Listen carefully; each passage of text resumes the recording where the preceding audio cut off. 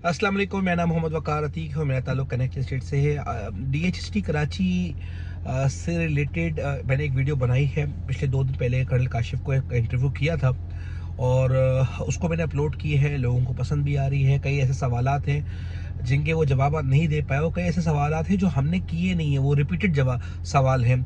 अच्छा, अब उन सवालों के पीछे हमारे लोगों का भी कसूर है। मैं समझाता हूँ कैसे। देखिए, सेक्टर 17 है। अब हर बंदे की आज चॉइस है कि उसको परचेज करे या ना करे।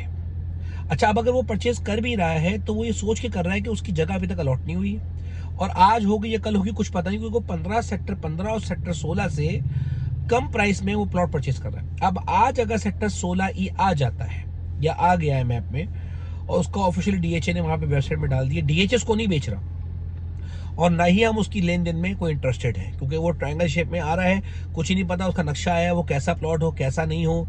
और हम ये सारे मामला सेक्टर 17 में देख चुके हैं। ट्रांसफरी प्लॉट्स होंगे, बेचेंगे, वरना हम नहीं काम करेंगे। खुआरी नहीं पालनी बिला वजह की, बल्ली बिला वजह की लेनी ही नहीं। और वर्थ भी होना चाहिए उसकी प्राइस, जो प्राइस जिस प्राइस में वो आ रहा है हमें समझ में नहीं आता। अच्छा, बात ये करते हैं लोग सेक्टर 17 का नक्शा नहीं आया तो सेक्टर 16 ही कैसे आ गया, उसकी लोकेशन क्यों दे दी। भाई मर्जी है DHA की। DHA ने सेक्टर 17 की जो मामला चल रहे हैं 5-6 साल से, वो सबकी नॉलेज में और सब कुछ देखते हुए भालते हुए लोग परचेज कर रहे हैं। मैं नहीं दिलाता सेक्टर 17। क्यों नहीं दिलाता? उसके पीछे मैं कई दफा बात कर चुका हूं कि मुझे उसकी जब तक लोकेशन नहीं मिलेगी मैं नहीं बेची नहीं करूंगा। तो आप क्यों कर रहे हो?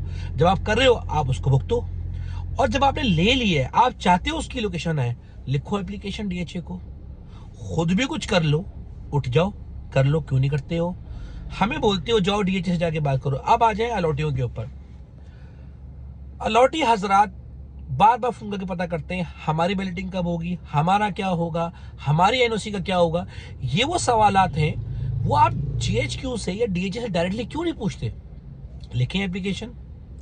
जब आपसे डील लेने जाते हैं फिर तो आप बड़ी चालाकी से, बड़ी तेज अंदाजी से 10 ब्रोकर से रब्ता करके चीजों को लेके चलते हैं, डीलिंग भी बड़ी अच्छी करते हैं। तो यहाँ आपको क्या हो जाता है? यहाँ क्यों नहीं रब्ता करते आप DHA से? करें रब्ता DHA से, लिखें एप्लीकेशन कि सर हमने NOC अप्लाई करनी है, हमें तरीकेकार नहीं पता और हमें ये नहीं पता कि ये किस पोजीशन पे होगा, कहाँ बैठा हुआ होगा, कहाँ साइनिंग में अटका हुआ है, क्यों टाइम ले रहा है, प्रोसीजर क्या है। लिखें, वो जवाब देंगे। वो बैठे होते हैं, वो जवाब देते हैं। जो बंदा एप्लीकेशन लिखता है उसको जवाब मिलता है। क्यों नहीं लिखते आप लोग? NOC वाला मामला उसके बारे में बात कर रहा हूँ, मेंबरशिप्स के मामले उसके बारे में, ड्यूज और सरचार्ज के बारे में DHA से रब्ता करें, एप्लीकेशंस लिखें, हमें सहूलत दें। शोहदा के वर्सा, खास तौर पर बात सुन लें आप लोग। देखिए, ये लैंड जो ज़मीन ली गई है वो शोहदा के वर्सा पे ली गई है और आप लोगों का बहुत बड़ा किरदार है हमारे DHA में, इस इदारे में, सब कुछ। आप लोगों के बहुत सारे मफादात हैं यहाँ पर और DHA की भी आपसे हैं। आप लोग एप्लीकेशंस लिखा करें, राइटिंग में दिया करें। आपको कहाँ प्रॉब्लम आ रही है, कौन सा ब्रोकर आपको मसला कर रहा है। मैंने ऐसे भी कई केसेस देखे हैं कि किसी ने प्लॉट बेचा। अच्छा, हम होते हैं हमेशा बाइंग साइड पे, सेलिंग साइड पे होते नहीं है। तो जो अलॉटिंग का काम करने वाले लोग हैं वो क्या करते हैं, आपको टोकन लगा दिया, 6 मिनट तक नहीं बेच पा रहे, अब आप बाउंड हुए हुए हैं। आप क्यों बाउंड हुए हुए हैं? जब बेचने जाते हैं तो अगला बंदा आपके ऊपर कोई लगा देता है, आपका प्लॉट बिकने नहीं देता, बेचते नहीं है, बिक नहीं पाते, एग्रीमेंट्स हुए हुए होते हैं। जाए ना DHA में जाके उस ब्रोकर के खिलाफ एप्लीकेशन लिखे। क्यों नहीं लिखते? चलो आप ट्रांसफर कराओ, पेमेंट दे दो, सब कुछ करने के बाद फिर जाके एप्लीकेशन लिख लो। वो भी नहीं करते। क्यों नहीं करते? लिखा करें।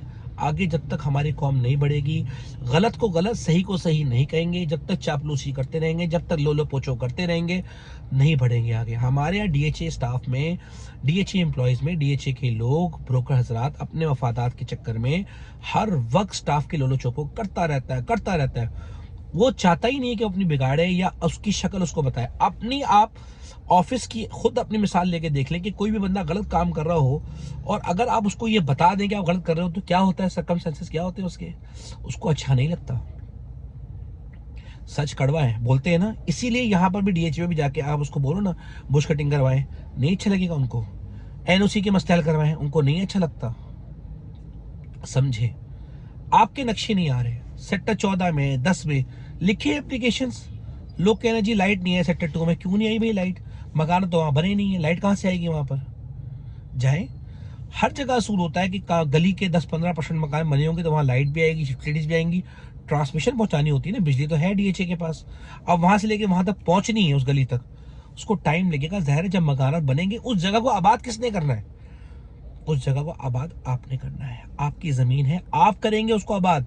और उसको सपोर्ट करने के लिए डीएचए ने जितना कुछ करना था वो बहुत कुछ कर चुका है। University, college, school, hospital, air लगुना जैसा प्रोजेक्ट, इसके अलावा बिल्डर्स को सहूलत दे रहा है। सेक्टर 14 में भी मकानात बनवा दिए। अब ये आपका काम है कि अब आप उसको बनाएं और उसको आबाद करें। इसमें डीएचए और क्या करेगा?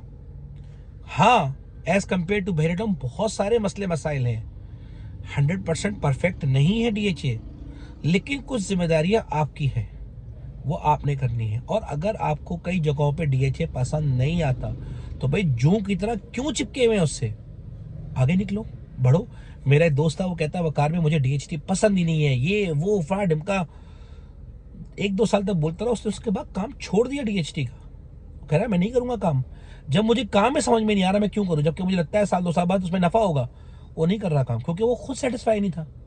इसीलिए आप, अगर आपकी इन्वेस्टमेंट लगी हुई, आप सेटिस्फाइड नहीं है, ऐसे बहुत सारे लोग हैं जिनके प्लॉट खराब है, उनको पता है नाले के साथ लगे हुए, आज तक बेचते आ रहे हैं और कहते हैं जनरल प्राइस से बेचो।